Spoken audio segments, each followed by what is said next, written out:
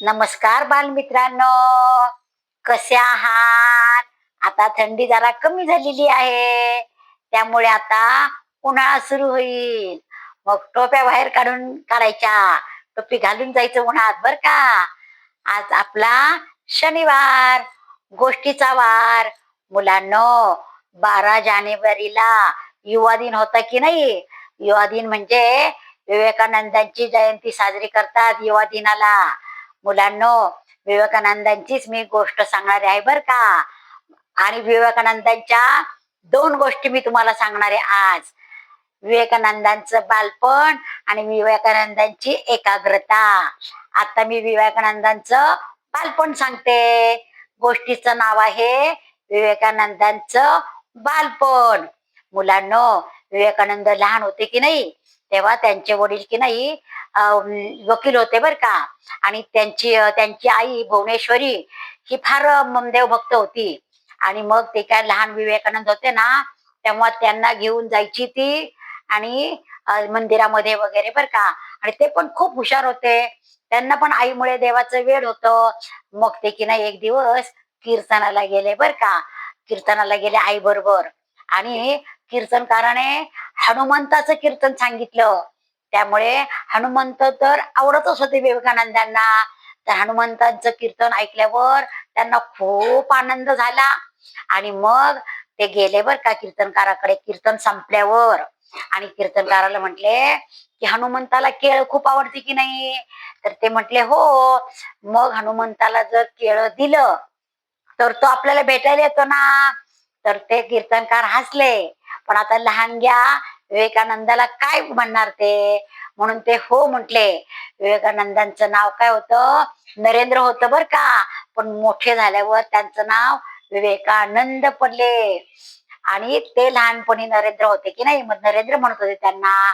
आणि नरेंद्र मग की नाही म्हटला की मग मी पण हनुमंताला केळं देणार, म्हणजे तो मला भेटायला येईल. मग ते काही नाही, ते की नाही एका केळाच्या झाडाजवळ गेले बर का. आणि केळाच्या झाडाजवळच उभे राहिले की आता हनुमंत केळ खायला येईल, म्हणून तिथे उभे राहिले. आपल्याला भेटेल हनुमंत. 1 तास झाला, 2 तास झाले, 3 तास झाले, तरी नरेंद्र कुठे गेलाय? शेवटी आईला लक्षात आलं, कीर्तनकारांनी आज हनुमंताचं कीर्तन सांगितलं. मग हनुमंतांनी काय प्रश्न विचारला कीर्तनकारांना?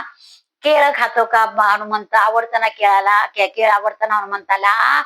मग त्यांनी ते आईने बरोबर ओळखलं की हनुमंत शोधण्यासाठी ते केळाच्या झाडाजवळच गेलेत. मग ती तिथे गेली आणि हनुमंताला आणि नरेंद्राला म्हणाली, बाळा नरेंद्रा, हनुमंत येणारच होते, पण रामरायांचं अचानक काहीतरी काम निघालं आणि त्यांनी की नाही हनुमंताला त्या कामासाठी पाठवलं. त्यामुळे हनुमंत कदाचित येऊ शकणार नाही बर का आज. ते तुला नक्की हनुमंत भेटतील कुठल्या तरी रूपात.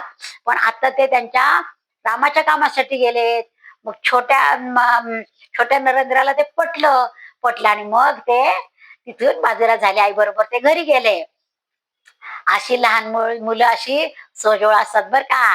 त्यांच्या मनामध्ये काहीच नसतं. आणि मग ते मोठे झाले बर का. मग ते मोठे झाल्यावर त्यांना अध्यात्म आवडत असे ना. लहानपणापासूनच त्यांना वाचनाची खूप आवड होती. मग आता दुसऱ्या गोष्टीचं नाव काय आहे? अध्यात्म. मुलांनो, ते इतके हुशार होते. त्यांना वाचनाची खूप आवड होती. आणि ते वाचलेलं ते कधीच ते विसरत नव्हते. एकदा वाचलं की ते त्यांच्या डोक्यात फिट बसायचं बर का.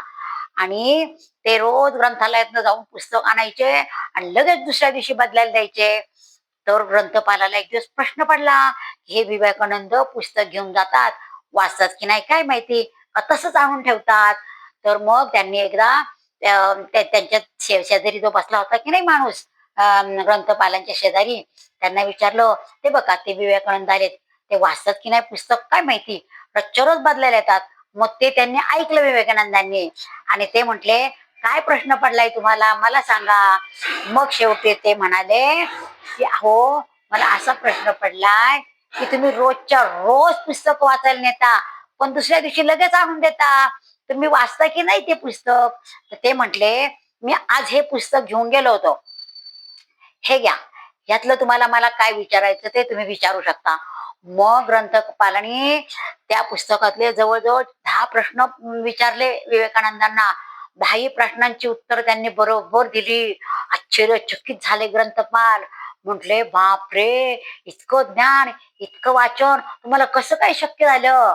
तेव्हा ते म्हणाले, लहानपणी लहान मुलाला आई एखादा शब्द शिकवते वाचायला, आणि तो शब्द तो मुलगा ते बघतो आणि त्याप्रमाणेच तो बघून बघून बघून पाठ करतो.